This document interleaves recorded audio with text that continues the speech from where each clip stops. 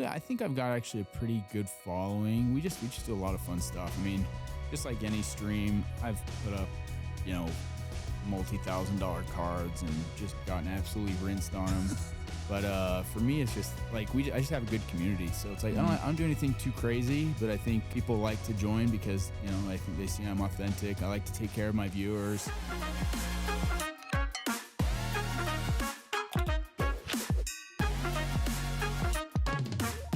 What's going on, everybody? Welcome back to the Overtime Cards Podcast. I'm Tate. I'm Dawson. And today we have Chris here, a member of the shop. He's been shopping here for a while, and he has his own whatnot. Chris, thank you for coming on the podcast. Yeah, thanks for having me. Yeah, no problem. So today we got in front of us some optic hobbies packs. We're going to rip it right off, rip. You're looking for downtowns, uptowns, any numbered cards. So first off, I got Mecha Buka. Oh, okay, there we go. There's a numbered. Out of 149, Christian McCaffrey on the Black Pandora play action. I mean, it's a hollow. That's actually a big hit. And then we got Stafford and Tyrone Tracy. So let's see if Dawson, did you beat me? No. Number out of 149. Chris, what about you? Struck out. I got an optic hollow Benjamin Morse rated rookie. But I think that's their throwback this year. yeah, it's a throwback. Yeah, wait, so we both pulled Igbuka. It's not a bad guy to pull. Nada. No, struck out. I love optic. It's probably probably my favorite product, that or Prism. Yeah.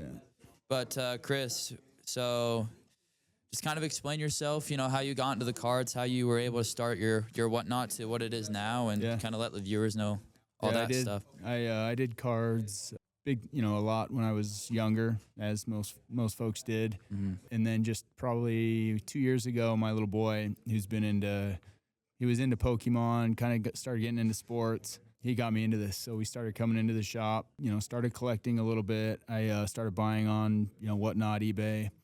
Realized I had too many cards, decided to start selling on my own. So I started up a whatnot account, and I've been selling on whatnot for about 14 months now. So I've got about 100,000 followers. I stream 2 to 3 times a week. And recently just actually had a career in tech for 15 years, did my MBA, kind of left all that to start doing this full time. So we'll see how it goes. Wow. But so you're doing this full time now, whatnot? Yeah. I've got some other things coming too. I think we'll talk about it, starting my own brand, but I think we'll get into that a little bit later. But yeah, doing this full time now. That's awesome. When you're on your whatnot and like your streams, what's the most popular sport people want? Just whatever's in season. Right now, it's like football's kind of dying down. Everybody wants, whoever's in the playoffs.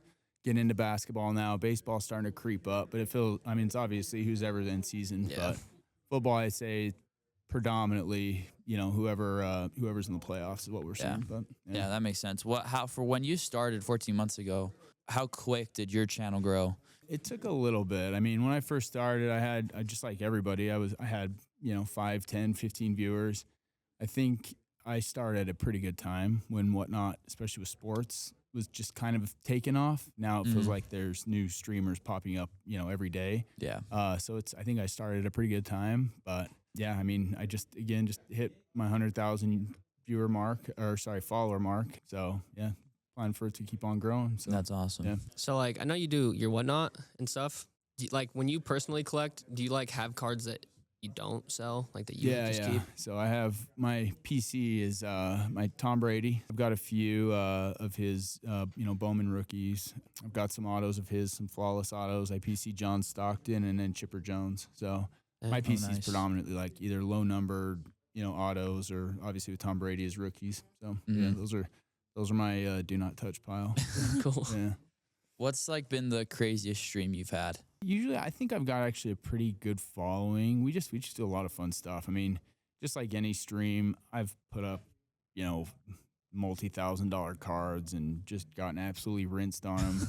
But for me, it's just I just have a good community. So it's I don't do anything too crazy, but I think people like to join because I think they see I'm authentic. I like to take care of my viewers. I'm not looking to hose anybody, right? Yeah. And I think people appreciate that. So I start my streams 1:30 in the morning, and I usually get 400, 500, 600 viewers on there. So It's got some good traction, and I like that time because I get people from all over the world. So Yeah. it's a good mix of folks. That's what when we talk when you're in the shop, like I thought that was very like unique about I guess in people in this area that stream, but like why did you and how did you decide to do like start your streams at that point at that time? Yeah, for me, I was getting on Whatnot and trying to buy earlier in the morning. I just noticed there was a gap there. It's like you didn't see a lot of the big streamers, with good cards, and I just saw there was an opportunity there.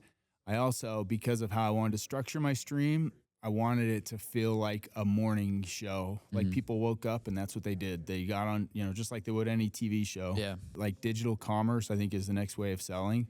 So, I mean, I get people all the time. They don't buy cards off me, but they come to every stream because it's like I'm just a part of what they do. They drive into work, they turn on my stream. So That's it's so kind of sick. cool. So I wanted to that was deliberate and wanted to keep that time slot so that I could eventually grow it into like a kind of a morning show, and which is what I'm trying to do now. So That's so sick. Yeah.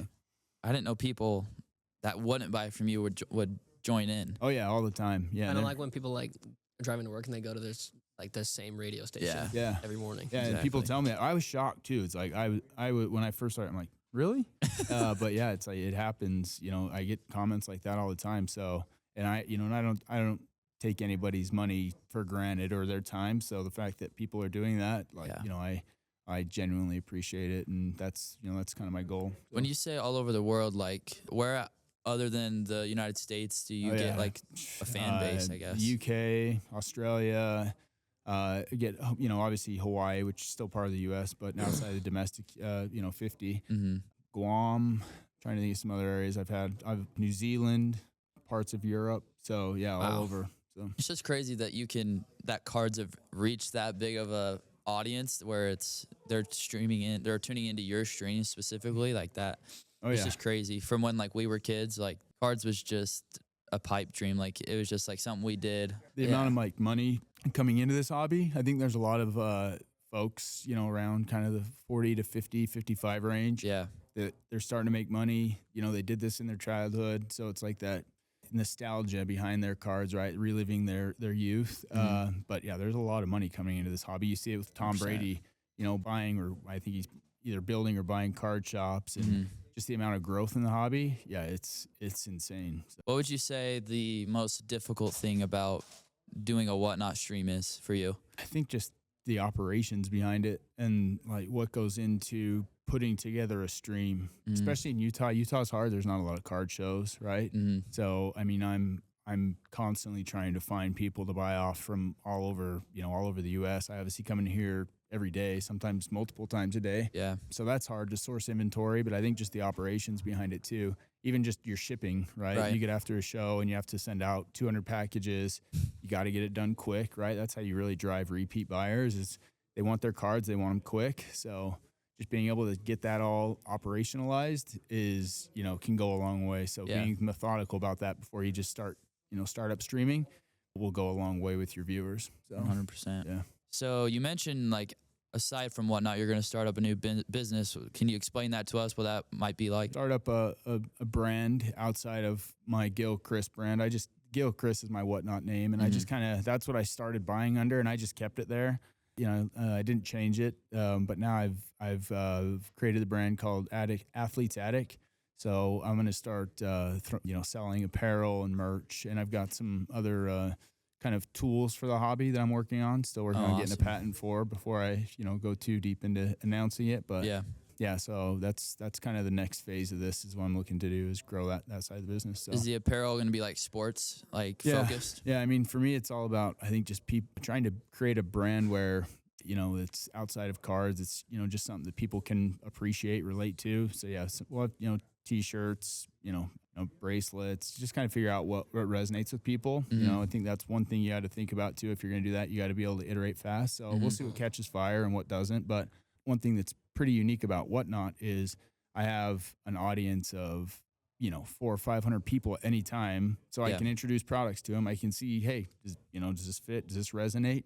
If it does, you take that to market. If it doesn't, you move on to the next. So which is pretty cool because that's something I think entrepreneurs would kill for. Yeah. You know, in most industries to have that type of reach that quickly. For sure. and Yeah, that I was gonna instant say, like, was your inspiration like from your viewers? Like, they would ask if you have any like how did you come up with this and wanted to? Yeah, Like, and what inspired you to do it? Yeah, I think just for me, I love this hobby. I love the people that I'm able to interact with. You know, now that I'm doing this full time, I'm going to start, you know, going to national shows as well. Just trying to meet with people and especially, you know, folks who tune into my stream. So for me, it's just I need to obviously be able to support the stream, and so just looking for new ways to kind of monetize that, and everything I get, I just keep pumping back into the stream to make it a better experience for my customers. And you know, what's crazy is these are actual friends now. I've never met them, but it's like they tune every morning. Like I know their names of their kids. I know that, you know, what stuff they're going through. They know stuff I'm going through. It's like this little therapy session every morning for some people. But yeah, it's kind of cool. Did you like ever expect to like be where you are in that? Yeah, no way. If you had told me a year ago, I would have been, you know, quitting my, you know, pretty decent job in tech. You know, I thought, you know, 4 years ago was my dream job to do this. I would have called you crazy. Yeah. But yeah, now that I've decided to make this leap, we'll see where it goes. But that's awesome. Well, Chris, thank you for sharing that. That's awesome. And I can't wait to see the apparel come out and be able to buy some of it. So yeah, well, I guess last question, when are you hoping to have it like all finished and released? Within the next couple weeks, I'll have some stuff, nice. some stuff out. So awesome. And I think quick call out too to Overtime just as well. Like this is by far the best shop that I've been at. I mean, just the quality of cards, the customer support, the organization here. Like and you really feel like you have friends at this place. So it's pretty cool, man. This was definitely without Overtime. I there's no way I would be doing what I'm doing now. So special shout out to Chris and Michelle, and obviously you guys and the rest of the team here too. So yeah, it's awesome here. We say the same things to them, but even before we would come here, even when they were at the Murray shop too. Like the environment for cards is just so like feel like inviting, but it's like feels like home because everyone here is like on the same wavelength. I feel like I agree. Like what you said with like call you crazy if you thought this was gonna be your like life. Like we didn't think we'd be on a podcast talking about cards when we were 10 years old. Yeah, exactly. So it's just wild. And like let alone like talking to like athletes and then people that have very high valued streams in the card industry. Like it's just crazy to see how much growth it's had, even in like the last like a couple years. Oh yeah. Like especially here with like obviously working at the shop, you know that how fast it progresses. Now that they're opening up their second shop, like it's just crazy how fast it's progressed.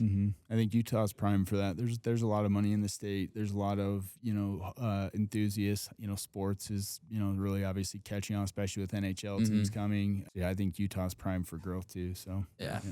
For sure. Especially if we could get a MLB team here. Oh, Salt Lake's been thrown around quite a a bit little, for an MLB. Yeah, a little team. hint there, right? That would be awesome. Yeah. Come on. Where can people find your stream and everything like that? Yeah, so right now, Whatnot, it's Gil Chris 36730. I know it's kind of hard to remember. And then right now I'm on Instagram at the Athlete's Attic. So, awesome. And then obviously I'll be on Facebook and TikTok here in the next week or two. So yeah, that's awesome. Cool. Well, go follow him there, and make sure you guys follow us too on Instagram, and also subscribe to us on YouTube. Make sure you guys follow the Instagram so you guys can see all the cool cards we get in the shop and stuff. So, Chris, again, thank you so much for joining us, and we'll see you guys in the next one. Yeah, Peace. thanks.